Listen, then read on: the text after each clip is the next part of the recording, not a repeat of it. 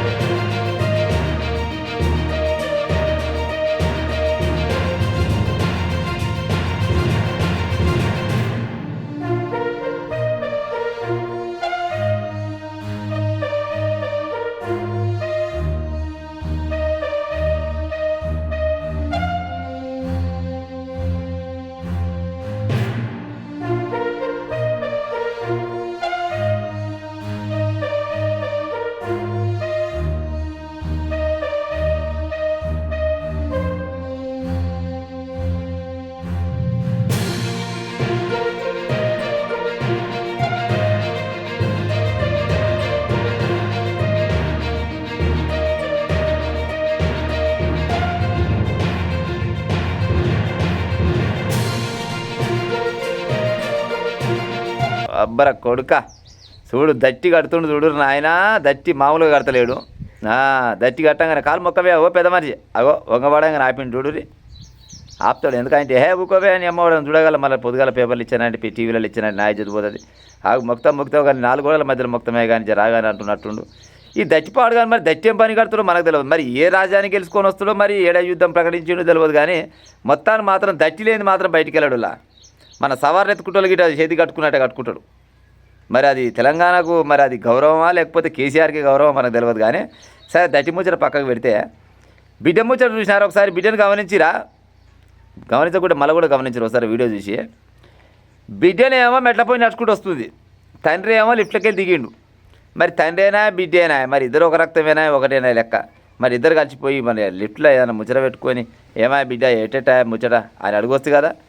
నమ్మడు పెద్ద మనిషి. అమ్మో ముసలోడు చిన్నోడు కాదు. ప్రమాదం ఏడికెళ్ళుందో అది బిడ్డ రూపకంగా వస్తే మళ్ళీ ఎక్కడ పోను పోదని లిఫ్ట్లో దుప్పుకొని నువ్వు గచ్చి కింద పడ్డా కానీ అయ్యో మయ్య కింద పడ్డా అంటే మళ్ళీ ఒకటి పెట్టుకుంటాడు. సీసీ కెమెరాలు ఉన్నా కానీ పని చేపించే మచ్చరా వాళ్ళకంతా రాని ముచ్చట, వాళ్ళకంతా ఇరుకున్న ముచ్చటేనాయి. కానీ బిడ్డను ఇంకా నమ్మతలేడులా. కవితమ్మని ఇంకా నమ్మకాలు. నమ్మితే ఎవరు తీసుకురాడా? ఏమొద్దమ్మా నీ చక్కదనం చాలు కానీ నువ్వు మెట్లపోయి దిగిరాపో, నేను గిడంగా నడుచుకుంటా పోతా అని చిన్న నడుచుకుంటూ వస్తుండు. ఏడికి పోతుండు మరి ఏం ఇవ్వాలా? కాళేశ్వరం పైన విచారణ ఉంది కదా, ఇవాళ విచారణ పోతుండు. ఓ గవర్నమెంట్ ఆఫీసర్లు, పోలీస్ ఆఫీసర్లు అయితేంది, ఆ కాళేశ్వరం మీద ఉన్న గవర్నమెంట్ ఆఫీసర్లు అయితేంది, కాంట్రాక్టులు అయితేంది, ఎవరైనా కానీ జర జాగ్రత్తగా ఉండరు. పాడైపోను. ఇక మీ మీదకి వస్తుంది అంతా. అటు ఇటు తిరిగితే చుట్టూ తిరుగుతుంది. నాకే పాపం తెలియదు అంతా అలాగే ఎరకంటాడు.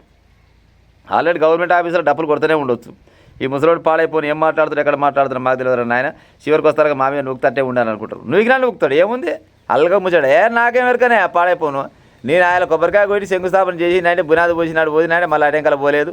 ఏమైనా పని జరితే మంచి చేయరని చెప్పినా కానీ ఆడ సిమెంట్ తక్కువ వేసిరా, సీక్ తక్కువ వేసిరా, ఉసుక ఎక్కువ పోసిరా, నీళ్ళు ఎక్కువ పోసిరా అనేది నేను చూసినా. అనే అంతా ఆడ ఆఫీసర్లు ఉంటే ఆఫీసర్లు చూసుకుంటారు. ఏమన్నా లోతుపాతులు ఉన్నా అది కూలిపోయినా కానీ అది అలాగే ఎరక నాకేం ఎరక అంటాడు. పక్కా అంటాడు.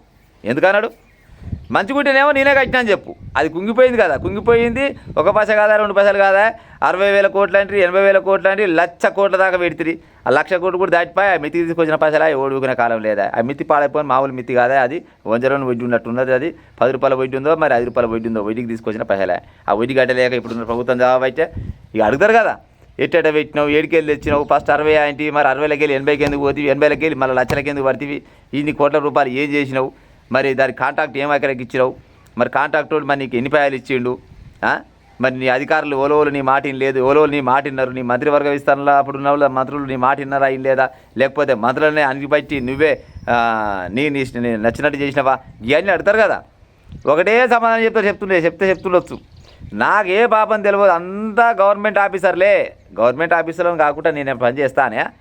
మీరు మస్తు ప్రశ్నలు అడుగుతారు కానీ మీరు అడిగిన దానికల్లా సమాధానం చెప్పాలంటే నాతో అవుతుందా? అసలే 70 ఏళ్ళకి వచ్చిన గట్టిగా మాట్లాడుతున్నా అంటే ఇప్పుడే తగ్గుతున్నా అంటే దగ్గు వచ్చింది, పిత్తి వచ్చింది, తుమ్ము వచ్చింది అనుకుంటే మళ్ళీ దాఖలా మాత్రం చెప్తున్నా. ఏదైనా అడిగేది ఉంటే మంచిగా అడుగురి, 2-3 ముచ్చట్లు అడుగుతాలే, అంతకంటే ఎక్కువ అడితే మాత్రం బాగుంటుంది అని చెప్తాడు. గవర్నమెంట్ ఆఫీసర్ల మీద పక్కన ఊపుతాడు. కానీ గవర్నమెంట్ ఆఫీసర్లు ఏ ఒక్క గవర్నమెంట్ ఆఫీసర్ కూడా కేసీఆర్ ప్రభుత్వంలో వాళ్ళ పని వాళ్ళని చేసుకొని లేదు ఈయన.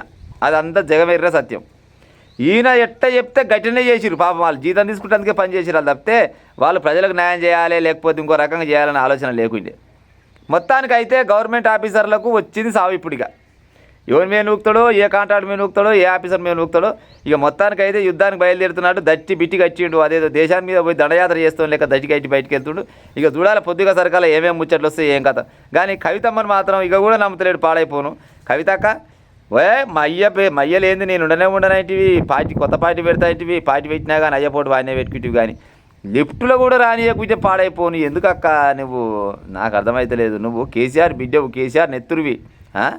నువ్వు ఉద్యమకారురాలు బిడ్డవు. ఉద్యమకారుడేమో లిఫ్ట్లో దిగుతుంటే నువ్వేమో మెట్లపోయిన దిగబడితివి అంటే నమ్మకం లేదు. నమ్మకం ఎట్ట ఉంటుంది చెప్పు. ఇక గతంలోనే ఓసారి తుంటిరిగా పడ్డాడు. ఆ తుంటిరిగా ఎట్ట పడ్డాడు అనేది అది ఎవరు చెప్పలేదు. కానీ నిజంగా కూడా తుంటిరిగా దానిపైన కూడా ఎంక్వైరీ చేస్తే మరి ఎవరి పేరు వచ్చును.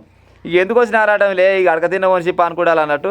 నా అంతలో నేను పోతా, నువ్వు నిమ్మలంగా దిగిరా అమ్మానంగా నా దిక్కుండా పోతుంది. ఈయనేమో లిఫ్ట్కి వెళ్ళి వెళ్ళిపోతుండు. ఇక గసండి ముచ్చట వచ్చింది ఇలా పొద్దుగా సరికాల. ఇక ఏ ఆఫీసర్ మీద పడుతుందో చూడాలి. ఇక ఉంటా మరి పొద్దుగా మళ్ళీ కలుస్తా. మళ్ళీ ఎట్టట్టు ఉంటుందో ముచ్చట మళ్ళీ ఒకసారి చెప్తా. ఇక రైట్ మరి.